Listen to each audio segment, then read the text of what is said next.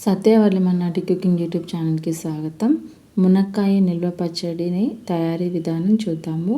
మునక్కాయల్లో మరీ ముదురుగా ఉండకూడదు, అలాగని లేతగా ఉండకూడదు, మధ్యస్థంగా ఉంటే సరిపోతుంది. వీటిని శుభ్రంగా కడిగి తడి లేకుండా ఇలా చిన్న చిన్న ముక్కలుగా కట్ చేసుకోవాలి.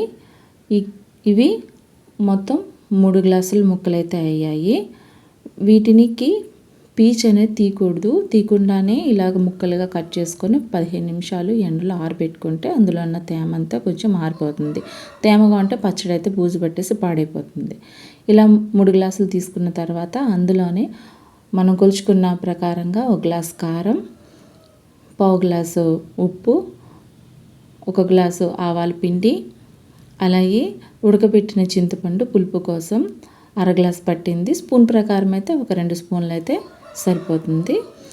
అందులోనే కొంచెం 1/2 టీ స్పూన్ మెంతులు, ఒక చిన్న వెల్లుల్లిపాయ రబ్బలు పొట్టు తీసేసి వేసేసుకొని అందులో వేరుశనగ నూనె 1 గరిటె వేసుకొని మిశ్రమాన్ని బాగా కలపాలి.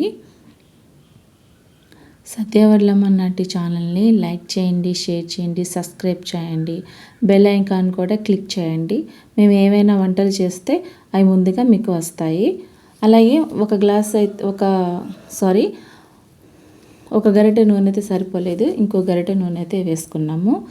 ఈ విధంగా కలిపేసిన తర్వాత మొత్తం మిశ్రమం అంతా కలుపుకున్నాక మనం గాలిచొరబడిన డబ్బాలో పెట్టేసేసి ఫ్రిడ్జ్లో పెట్టుకుంటే ఒక 4 రోజులు పచ్చడి అయితే నిల్వ ఉంటుంది. Thank you.